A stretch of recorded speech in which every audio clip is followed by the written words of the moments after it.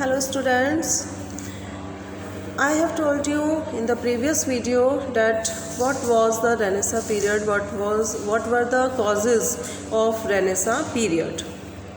And now in this video I am going to tell you, due to the Renaissance period there were some effects on literature.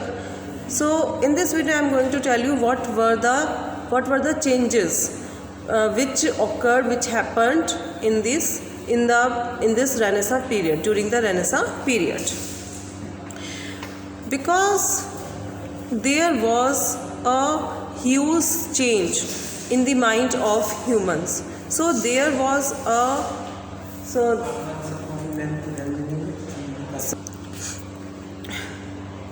and due to Renaissance period there were many changes in society, there were many changes in literature, there were many changes in art, music, everything was affected by Renaissance period.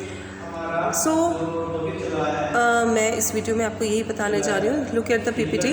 Origin of renaissance, ये आप पहले ही पढ़ चुके हो. So I am repeating this again and again because this is very important point according due to in the point of view of your exam. So look at the PPT. Renaissance is derived from the Italian Renaissantia, means rebirth. Renaissance is derived, लिया गया है from the Italian Renaissantia के नामक Italian word से, जिसका अर्थ है rebirth.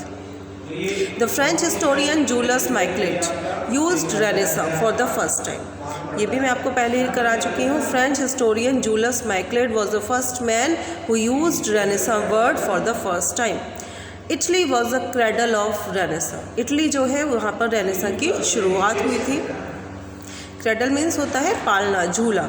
तो एक तरह से मतलब उसका पालना था, यानी कि जैसे बच्चे का झूला स्टार्टिंग होती है उसके लाइफ की, इस तरह से ही है ये कि जो रेनेसांस है वो उसका झूला जो जहाँ डाला गया था वो शुरू हुई थी इटली से. It began in Italy in the 14th century. 14th century के बिगनिंग में ये स्टार्ट हुआ था इटली में 14th सेंचुरी में. स्प्रेड टू इंग्लैंड तक फैला bye 16th century. 16th century तक 16th सेंचुरी आते आते इंग्लैंड में फैल गया ये रेनेसांस का जो ये मूवमेंट था. And ended in the mid 17th century, और 17th सेंचुरी के मिड में इसकी ये ख़त्म हुआ. And also the term humanism sprang from it. और सबसे पहले जो वर्ड ह्यूमनिज्म, मानवता जो है, उस टाइम पर जो ये विचार लोगों के मन में आया, ये इसी से फैला था. Meaning of Renaissance. The Renaissance means rebirth. The French historian Julius Michelet used the word for the first time. Renaissance means the discovery of the world and the discovery of man by man. This is also an important question. इस तरह से भी आपका पूछा जा सकता है. Renaissance का मतलब होता है discovery of the world, दुनिया की खोज करना, मानव की खोज करना. किसके द्वारा? मानव के ही द्वारा. मानव के द्वारा क्यों कहा गया? क्योंकि कुछ रिफॉर्मर्स ही थे जिन्होंने इस चीज़ को पहचाना और उन्होंने लोगों को एहसास कराया. उन्होंने लोगों की असली पावर से, असली एग्जिस्टेंस उन्होंने लोगों को मिलवाया. In other words it was a psychological revolution. Psychological क्यों कहा गया? क्योंकि लोगों की साइकोलॉजी को इसने चेंज किया. जो लोग जो हैं बंधे हुए थे विचारों से, अपनी साइकोलॉजी जो उन्होंने बांध के रखी हुई थी, अपने आप की इम्पोर्टेंस उन्हें नहीं पता थी, वे फादर पॉप के चक्कर में बंधे हुए थे, उन्हीं की बात को सुनते थे. तो साइकोलॉजिकली वो बंधे हुए थे, उसमें जकड़े हुए थे जंजीर में. तो उससे ही तो साइकोलॉजिकली रेवोल्यूशन था which took place in European society, जो कि यूरोपियन सोसाइटी में हुआ. Renaissance is sometimes known as the revival of learning. और रेनेसांस को कभी कभी लर्निंग का रिवाइवल भी कहा जाता है, लर्निंग का रिबर्थ कहा जाता है, क्योंकि लोगों ने बहुत कुछ सीखा, उन्होंने अपनी पहचान बनाई, उन्होंने अपने टैलेंट को पहचाना, अपने आप को पहचाना. तो लर्निंग का ये रिवाइवल इसे कहा जाता है. The effect of Renaissance on English literature. The impact of the Renaissance on English literature is an increased willingness of writers to satirize existing work. Effect of Renaissance on English literature, बहुत फ़र्क पड़ा English literature पर, इसका बहुत effect हुआ Renaissance period का। उस time के जो रिफॉर्मर्स हुए उन लोगों ने अपना वर्क लिखना स्टार्ट किया, बुक्स लिखनी स्टार्ट की, आर्टिकल्स लिखने स्टार्ट किए, एसेज लिखने स्टार्ट किए, और उन एसेज में, आर्टिकल्स में पूरा इफ़ेक्ट देखने को मिलता था रेनेसा पीरियड का, उनके विचारों का। The impact of the Renaissance on English literature is an increased willingness of writers.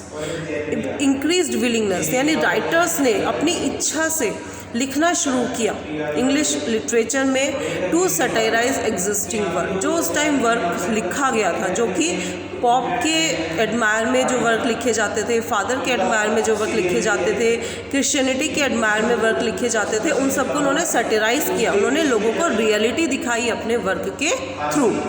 The most significant impact of the Renaissance on English literature was seen in the changes of perception of human beings। और इसका बहुत बड़ा प्रभाव renaissance का एक important impact English literature पर देखने को मिला, क्योंकि ह्यूमन बींग्स की परसेप्शन, उनकी थिंकिंग, उनका सोचने का तरीका, उनका वे ऑफ थिंकिंग, वो सब, उनकी लर्निंग, वो सब चेंज हुई थी, बहुत चेंज हुई थी। तो इसका ही पूरा का पूरा इम्पॉर्टेंट इम्पैक्ट जो है वो इंग्लिश लिटरेचर में देखने के लिए मिला। For example the words of Williams ने अपने शब्दों में कहा है, now he looked inward into his own soul.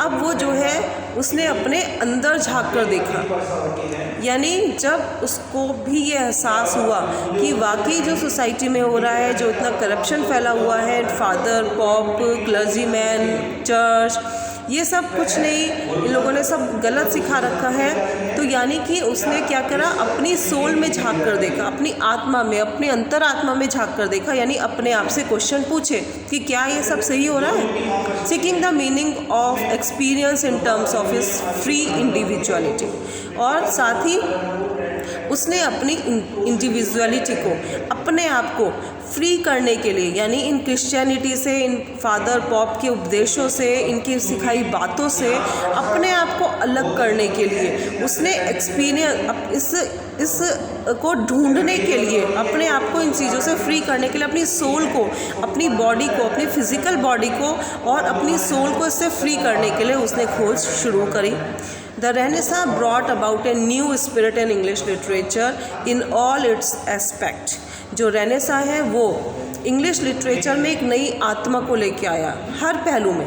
हर पहलू में मतलब लिटरेचर के क्या क्या रूप होते हैं, ड्रामा होता है, पोइट्री होती है, प्रोज होती है, तो हर एस्पेक्ट में, हर तरह के लिटरेचर में, चाहे वो प्रोज हो, चाहे वो पोइट्री हो, चाहे वो ड्रामा हो, मेन ये सब चीज़ें होती हैं इंग्लिश लिटरेचर में।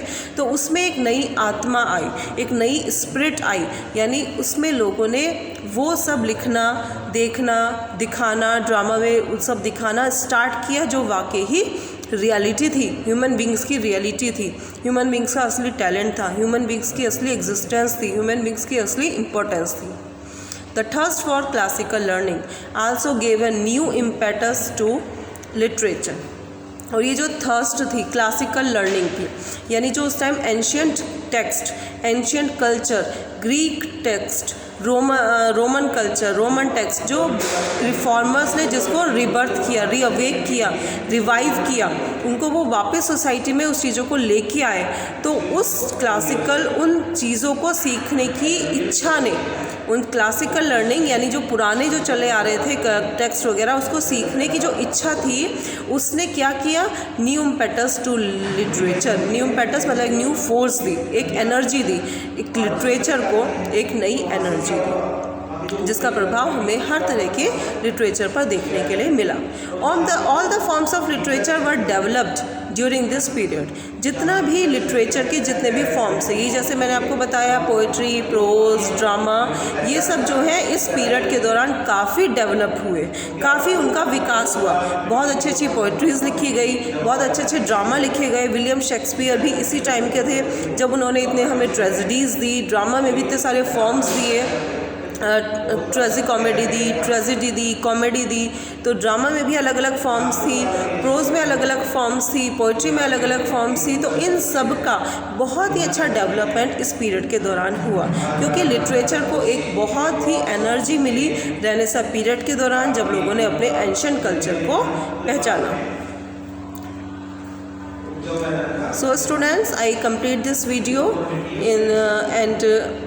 in the next video I will tell you about more effects on English literature. So thank you so much.